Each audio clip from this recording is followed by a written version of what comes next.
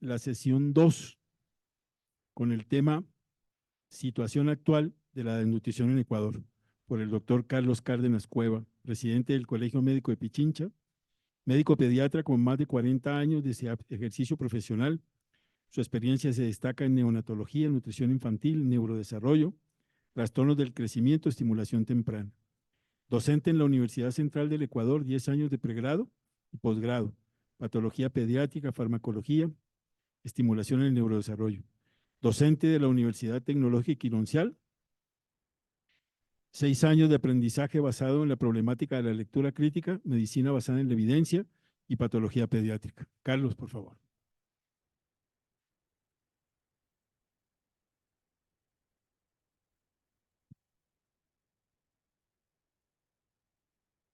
Empecemos, por favor.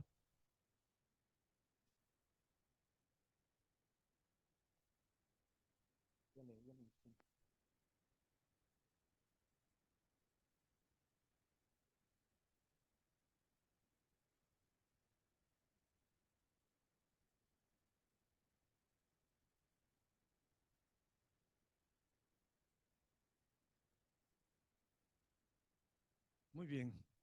La desnutrición infantil en cifras. ¿Qué duda cabe que es un indicador de pobreza que se está pasando rápido? Sí, yo tengo, pero se está pasando solo.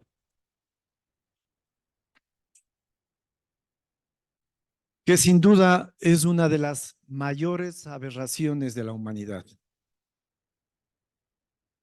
Las abominables desigualdades que existen en el planeta, el fracaso de los políticos para gobernar y procurar el bien común, la inexistencia de ideologías y partidos políticos como sucede en nuestro país, la ausencia de representación del pueblo en los gobiernos.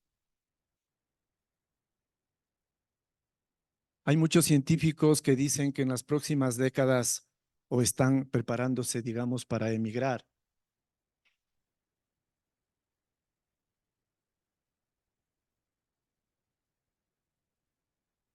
¿Quiénes van a emigrar?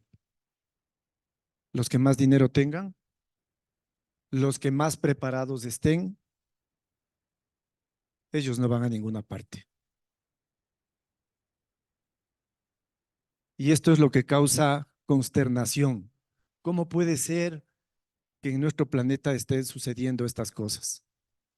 Y hay imágenes peores que estas.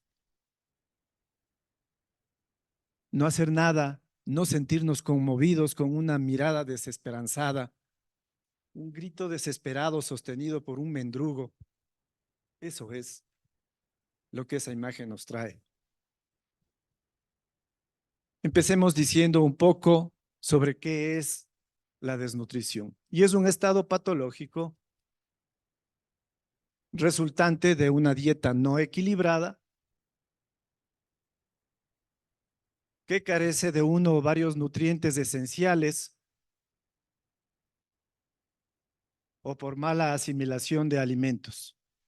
La desnutrición crónica infantil es la incapacidad para alcanzar la talla para la edad determinada. Pero lo peor de esto es la pérdida de la capacidad para aprender, que como decía antes, desgraciadamente es irreversible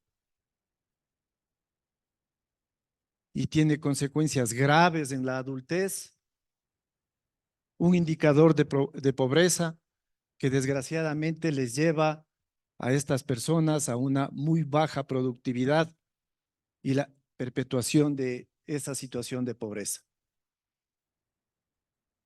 Creo que habría que cambiar esto, está pasándose muy rápido. ¿O ustedes me ayudan desde allá?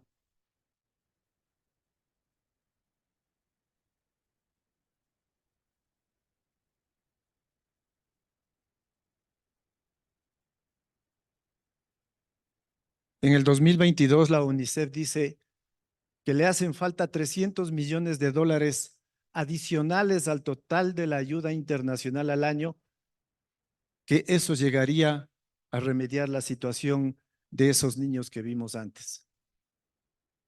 El COVID mató casi a 7 millones en el planeta, sumió a millones en la pobreza extrema y el hambre, destruyó empresas y puestos de trabajo.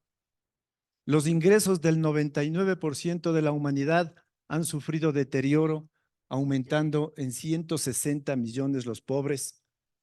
Las desigualdades contribuyen a la muerte de una persona cada 4 segundos en África, Latinoamérica y el Caribe. Reporte de Oxford, del Comité de Oxford de Ayuda contra el Hambre.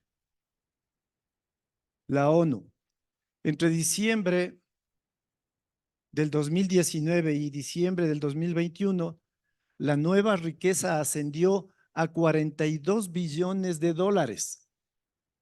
El 1% de más adinerados acaparó 26 millones de dólares, que equivale al 63%.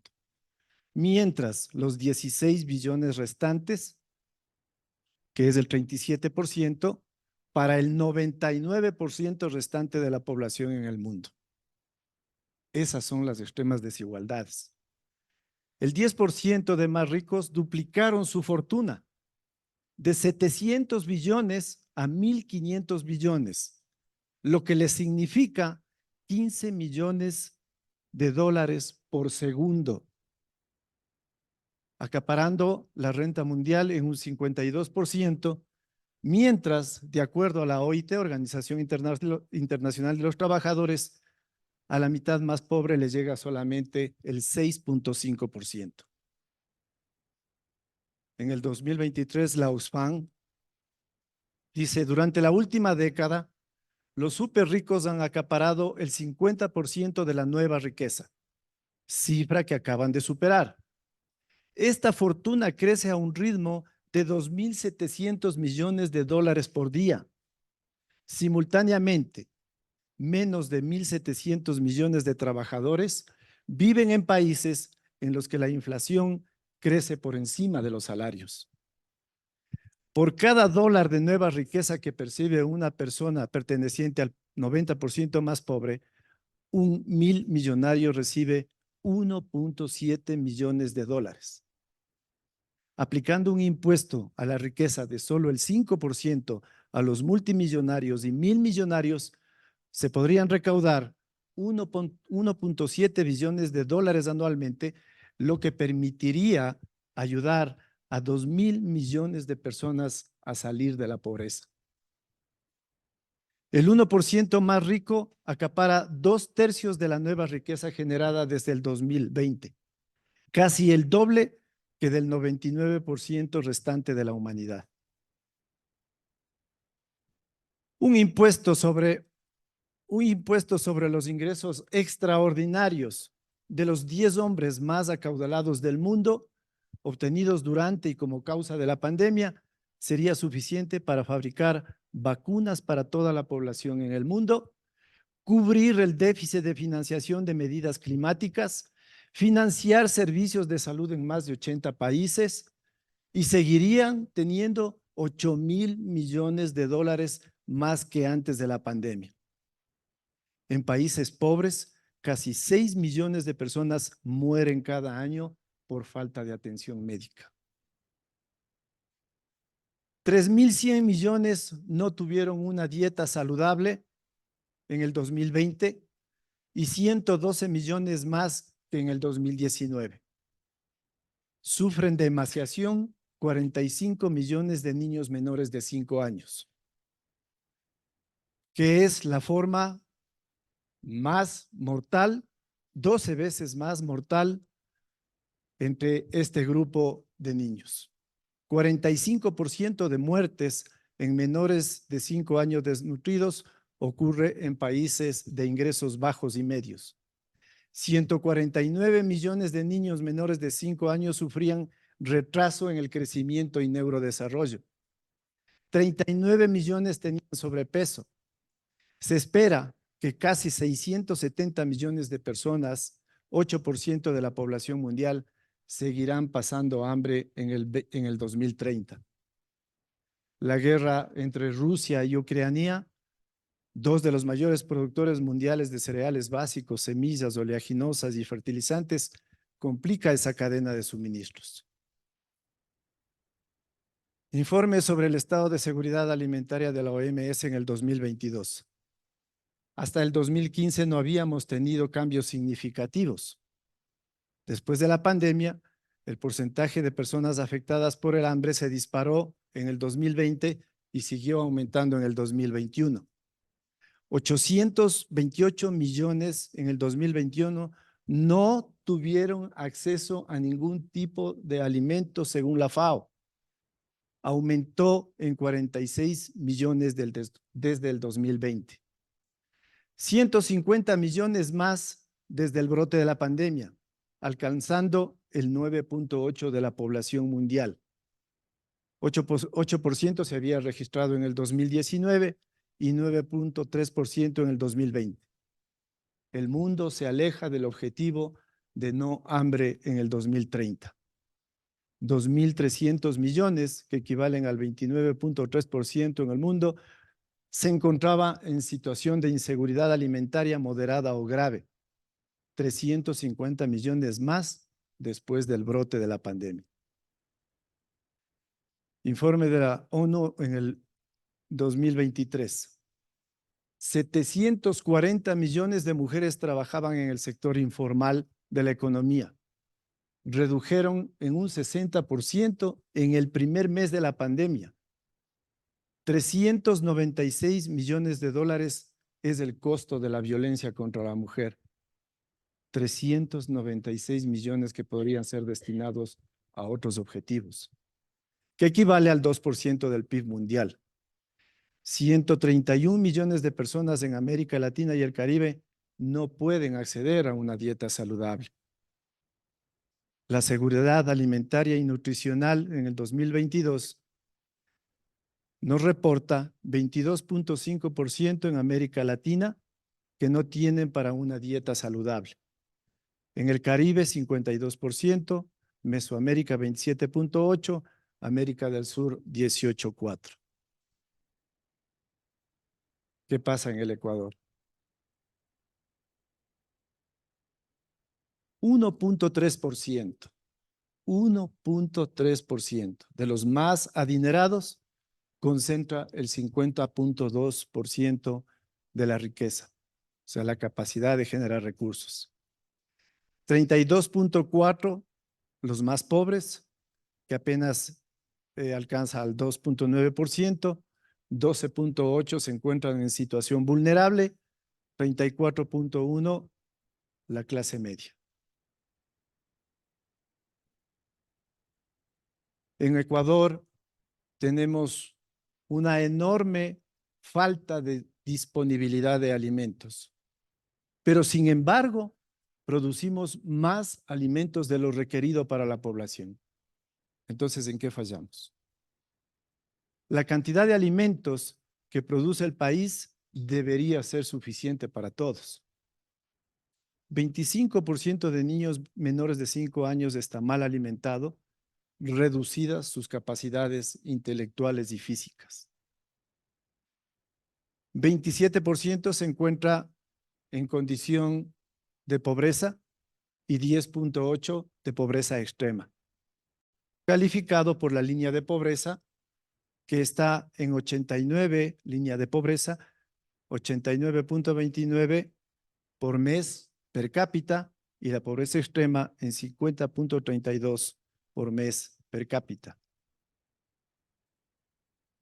La composición del índice global del hambre está constituida por 3 dimensiones que son las que están en la parte central y 4 indicadores. Las dimensiones son mal suministro o inadecuado suministro de alimentos, la mortalidad infantil, la desnutrición infantil y las dimensiones subalimentación, tasa de mortalidad de menores de 5 años, emaciación, retraso del crecimiento. El índice global del hambre se mide de 0 a 100. Estos dos extremos prácticamente no existen. Nuestro país se encuentra en una condición moderada entre 10 y 19.9 puntos. En el 2019 ocupábamos el lugar 47. A la fecha estamos en el 51 de 104 países catalogados con este tema del hambre a nivel mundial. La FAO, en julio del 2022, reportó que 15.4% de ecuatorianos, que equivale a 2.7 millones, no tienen acceso a alimentos. Los países más complicados, como todos sabemos, África, con 50 puntos. La canasta alimentaria en el país. La canasta alimentaria debe garantizar, en términos generales, 2.114 kilocalorías por día. 10% no acceden a la canasta alimentaria. En la encuesta nacional del 2019, 8.8 se encontraba en extrema pobreza, que equivale a 1.5 millones. La pandemia aumentó en 13%. El Programa de las Naciones Unidas reporta, en cambio, que el nivel de pobreza está en 47.7 dólares per cápita. En realidad, estas cifras dependen de cada país, como se podrá entender.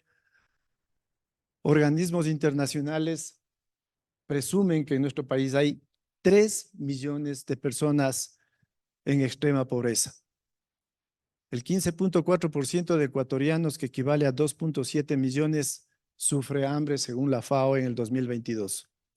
Somos el segundo país de América del Sur donde el problema del hambre está más acentuado. El alto costo del hambre en el Ecuador. Alausí y Sicchos se reporta con 90% de desnutrición, más que en el África. En Chimborazo, el nivel de desnutrición, 40%. En Quito, 12%. Pero es, en términos totales, más alto que de todos los niños desnutridos de la Sierra Central. Nuestra reina tenía razón cuando afirmó la cantidad de niños que estarían en los alrededores de Quito. La desnutrición, la obesidad y sobrepeso le cuestan al Ecuador 4.344 millones de dólares. Ahí está la plata. Ahí está el dinero que necesitamos. 25% de niños tienen reducidas capacidades físicas e intelectuales.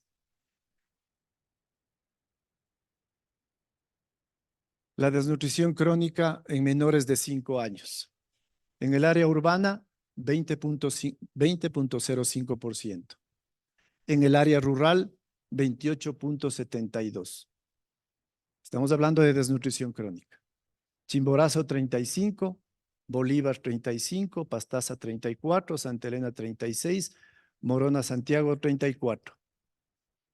Siendo en el sector indígena el porcentaje más alto, 40.7, mestizos 21.8, montubios 21.2, blancos 18.4, afroecuatorianos 16.6. Este es un estudio del 2018. La desnutrición global en el Ecuador, o sea, peso para la edad. En el sector insular, 2.34, en la sierra 4.61, en la Amazonía 6.03, en la costa 5.56. Varones 6.06, mujercitas 4.23. El hambre y la seguridad alimentaria en el Ecuador reporta 48% de niños indígenas que sufren desnutrición. 1 de cada 4 niños, retraso en el crecimiento. Solo el 56% de niños ha cursado la primaria y solo 31.8% son mujeres. Se han destinado recursos también para el tema de la agricultura, 10.48, y en ese sector se dedican 1,5 millones de personas que ocupan 19% del territorio nacional. Aquí tenemos una distribución por provincias de desnutrición aguda moderada. Ahí pueden ver ustedes Pichincha, 13%. Las más altas, Guayas, Pichincha, Manabí, Esmeraldas, Del Oro, Chimborazo. Casi todas las demás están en 4 o 2%. Ahí hablamos de desnutrición aguda moderada. Desnutrición aguda severa por provincias. Guayas 16,8, Manabí 13, Esmeraldas 12, Pichincha 8, Chimborazo 4. Ahí tienen un concentrado de desnutrición aguda y moderada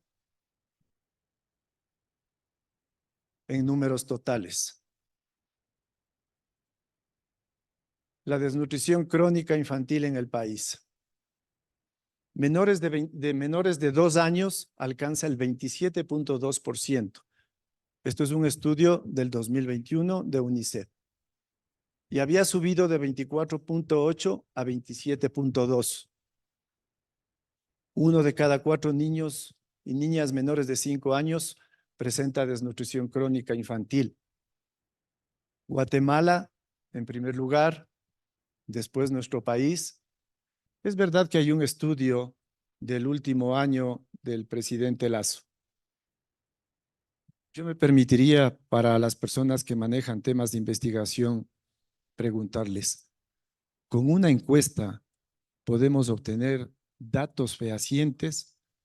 Pues que hay que medirles a los niños, hay que pesarles, hay que en territorio hacer una investigación para realmente determinar si en un año podemos realmente bajar, creo que 4 puntos decían. Dudoso. ¿Por qué invertir en la primera infancia? Ya se mencionó aquí. La inversión de $1 para recuperar a un niño puede reportar 17. El costo de la malnutrición, como ya mencionaba, es de 4,300 millones. Pero los niños que salen del estado de desnutrición tienen la posibilidad de aumentar sus ingresos en la adultez en 50%. Los 1,000 primeros días son absolutamente importantes y van desde la concepción hasta los 2 años. Si en ese periodo el niño sufre de desnutrición y crónica peor, significa que sus capacidades de aprendizaje quedan absolutamente limitadas. No nos olvidemos que el cerebro humano crece 80% del tamaño del adulto en los 2 primeros años. 80%. El tema de la incapacidad para aprender o de retraso en la capacidad para aprender depende también del grupo etario. Depende también de esta ventana de oportunidades que tiene el cerebro. Depende de los factores que están alrededor del problema. Entonces, si es que un niño sufre de desnutrición crónica en la edad escolar, cuando aprende lo básico sobre matemáticas, lenguaje, etcétera, pues esa ventana de oportunidades, esa sensibilidad en ese instante, definitivamente va a determinar que ese niño quede con postergaciones en el aprendizaje. Es decir, la afectación cerebral depende de la etapa en que ocurrió.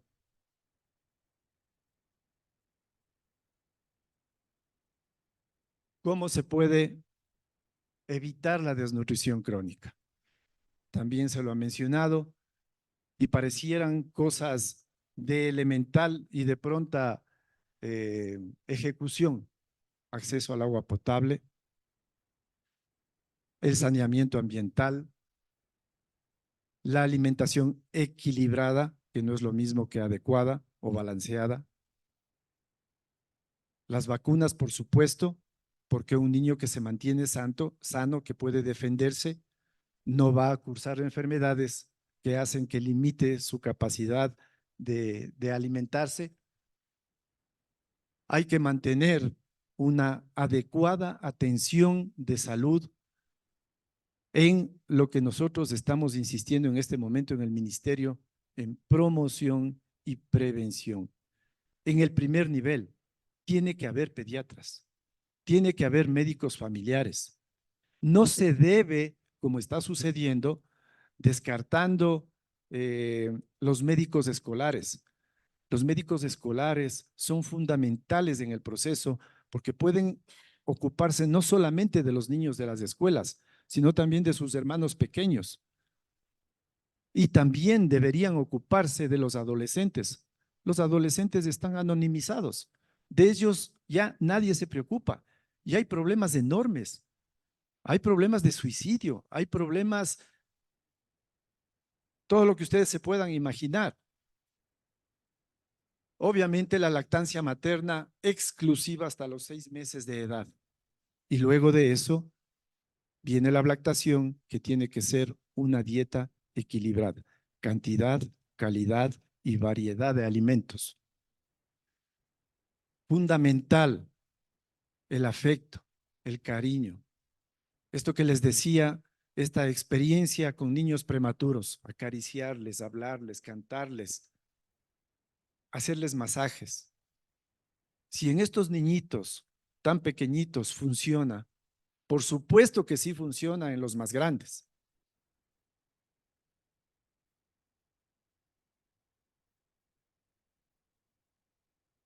Es necesaria una política de Estado que trate en forma integral la desnutrición infantil y los efectos devastadores en el neurodesarrollo, con controles del crecimiento efectivos. Si es que ustedes tienen la oportunidad de abrir uno de los carnets que en este momento el Ministerio de Salud entrega, fíjense bien en la curva de peso para la edad y en el de talla para la edad. El de peso para la edad está mal configurado. ¿Cómo hacemos control de crecimiento en curvas de crecimiento que están mal hechas? El de talla para la edad está bien, pero no tenemos curvas de perímetro cefálico. No tenemos en el carnet curvas o evaluaciones de los hitos del desarrollo. ¿Cómo podemos identificar un niño con retardo del desarrollo si no existen los parámetros necesarios para hacerlo? Lo que hablábamos hace un rato, debe haber desayuno y almuerzo escolar. Esto puede dinamizar la economía de poblaciones que están un tanto lejanas. Una de las cosas que me ha llamado la atención es que la mayoría de datos que les he reportado ahora se encuentran en el Ministerio de Inclusión Económica y Social. ¿Me están escuchando? En el Ministerio de Inclusión Económica y Social. No es el Ministerio de Salud. Me pregunto solamente, ¿no será que el Ministerio de Inclusión Económica y Social debería trabajar en eso? En la inclusión económica y social. Porque la infraestructura sanitaria obviamente la tiene el Ministerio de Salud. Tienen a gente preparada para eso. Enfermeras, médicos, médicos rurales, médicos familiares, una gran cantidad de personal que puede hacer un buen estudio, un buen análisis del crecimiento y del neurodesarrollo de los niños. Y finalmente, ¿qué estamos haciendo con los adolescentes que ya pasaron ese periodo en el que han sufrido problemas de aprendizaje? ¿Cuál es la propuesta? Sabemos que más o menos todos los años se gradúan 200,000 bachilleres. Solo 50,000 acceden a la universidad. ¿Y los demás? ¿No será bueno pensar en alternativas como el deporte? Miren ustedes lo generoso que es el mundo en este momento, y con adolescentes, con jóvenes de corta edad. ¿Por qué no les llevamos también nosotros? ¿Qué no es política del Ministerio de Educación el trabajar en alto rendimiento deportivo, en arte? ¿Por qué no hacerlo si es una oportunidad? que el mundo nos está demostrando es eficaz. Muchas gracias.